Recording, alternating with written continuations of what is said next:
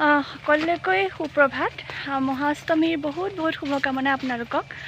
আজি দেখিছে আপোনালোকে, আজি 3 অক্টোবৰ শুভ মহাষ্টমী। প্ৰথমতে সকলোলৈকৈ মোৰ তৰফৰ পৰা, পৰাচী পৰি ৱৰ্ল্ড চেনেলটোৰ তৰফৰ পৰা আশা কৰিছোঁ সকলো ভালে কুশলে আছে। বৰ্তমান মই এতিয়া আহি আছোঁ আমাৰ গাঁৱত অনুষ্ঠিত পূজা, দুৰ্গা পূজা মন্দিৰ, কৰঙা সাৰ্বজনীন দুৰ্গা পূজা মন্দিৰ তালৈকে, আৰু লগত আহিছে বাৰু আমাৰ বাহঁত আহি আছে। প্ৰথমতে আহকচোন তেনেহ'লে গাঁৱৰ মন্দিৰৰ পৰা এপাক আহি লওঁ। তাতে আমাৰ যিহেতু প্ৰতিমা আনি প্ৰতি বছৰে পূজা অনুষ্ঠিত হয়, সেয়েহে প্ৰথমতে তাৰ পৰা আহি লওঁ, আৰু তাৰপৰাতো ঘৰৰ পূজা আছে।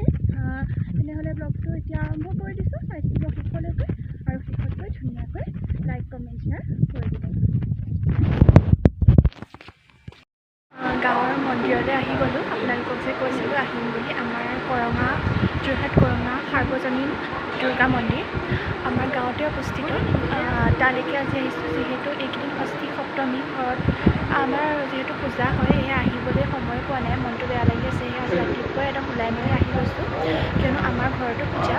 ইয়াৰ পৰা গৈ আকৌ আমাৰ তাতো কিছু নিয়ম থাকে নহয়, সেইখিনি পালন কৰিব লাগিব। সেয়েহে ইয়াত প্ৰথমতে চাকি ধূপ জ্বলালোঁ, তাৰপাছতে চব বহি মেলি আছোঁ, আৰু লগতে আহিছে বাৰু বা খাই দিলে মহাষ্টমীৰ শুভকামনা আমাৰ তৰফৰ পৰা।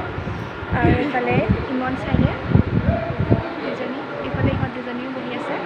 আমি গোটেইকেইজনী আহিছোঁ।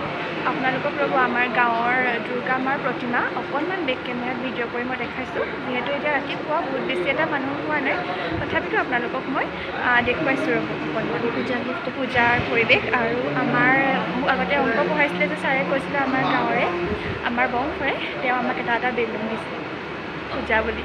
মনটো ভাল লাগি গৈছে, সৰুতে এনেকৈ বেলুন আমি পাওঁ, এতিয়া আমি বেলুন নিকিনা হ'লেও কোনোবাই দিলে মনটো ভাল লাগে। যিহেতু ৰ'ব অষ্টমী পূজাত বহিছে, অস্ত্ৰদান কৰিলে, আৰু আপোনালোকক তাৰে অকণমান মুহূৰ্ত মই শ্বেয়াৰ কৰিছোঁ।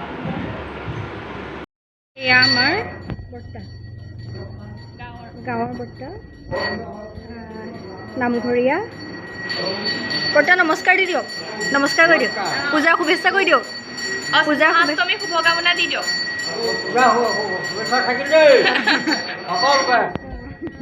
আপোনালোকক পূজাৰ শুভকামনা কৈছোঁ। এয়া আমাৰ গাঁৱৰ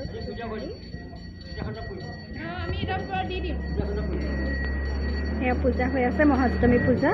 আজি যিহেতুকে মাক অস্ত্ৰদান কৰা হয়, সেই অস্ত্ৰদান পৰ্ব হৈ গ'ল, বেলৰ মালা পিন্ধালে। তাৰপিছতে এয়া হৈছে নৱপত্ৰিকা।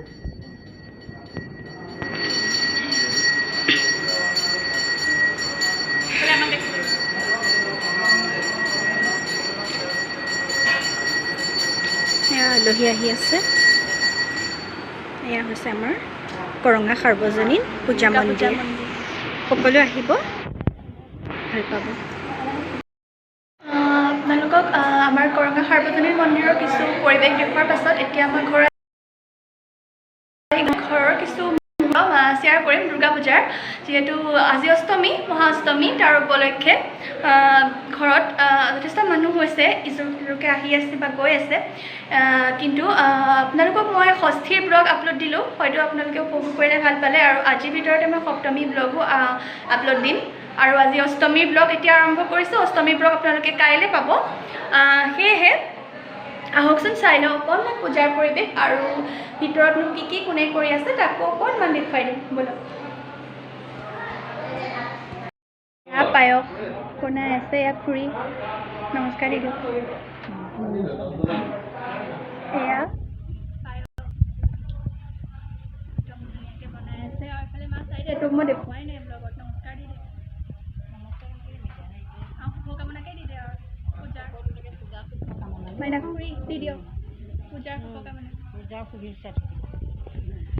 আৰু দেখুৱাই যাম, চাই থাকিব। পূজাৰ ভিতৰলৈ, মন্দিৰৰ ভিতৰলৈ গৈ আছোঁ।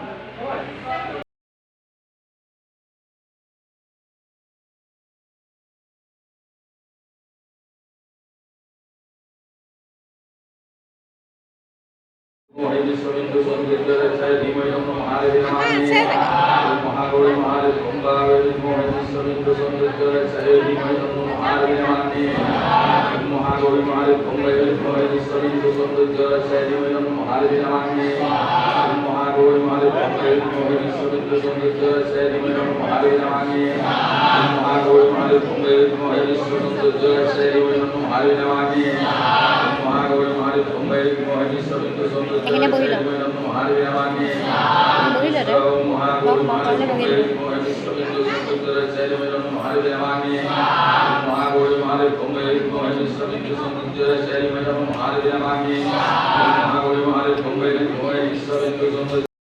মই কিছু সময়ৰ পাছতে লগ পাইছোঁ। এতিয়া প্ৰায় আবেলি 3:30মান বাজিব হ'ল। মই আমাৰ পূজা ঘৰতে মানে খুৰাহঁতৰ ঘৰতে আহিছিলোঁ। শাৰী খুলি মেলি সলাই মেলি এযোৰ চেলোৱাৰ পিন্ধি আহিলোঁগৈ, কিয়নো এতিয়া আমাৰ অনুষ্ঠিত হ'ব সন্ধি পূজা। যিহেতু মহাষ্টমী, আজি মহাষ্টমীত দেৱী দুৰ্গাই মহিষাসুৰক বধ কৰিবৰ বাবে দেৱতাসকলে অস্ত্ৰ শস্ত্ৰ প্ৰদান কৰে আৰু দেৱী যুদ্ধলৈ গমন কৰে, অৰ্থাৎ মহিষক উদ্দেশ্যে দেৱী আৰু মহিষাসুৰৰ মাজত এক চুক্তি হয়, ইয়াকে সন্ধি পূজা বুলি কোৱা হয়। আৰু সেই সন্ধি পূজা এতিয়া আমাৰ অনুষ্ঠিত হ'ব। আপোনালোকক দেখুৱাম বাৰু। বাকী এফালে আমাৰ বহি আছে ৰাইজ বা চাইডে, আৰু এইফালে বহি আছে ভণ্টি বা এইফালে চাই দিয়া, আৰু এইফালে কোনোবা ধৰি বহি আছে। এইবিলাক ইমন চব বহি আছে। আৰু আপোনালোকক মই একেবাৰে পূজাৰ ভিডিঅ' দেখুৱাম, চাই থাকিব ব্লগটো একদম শেষলৈকে।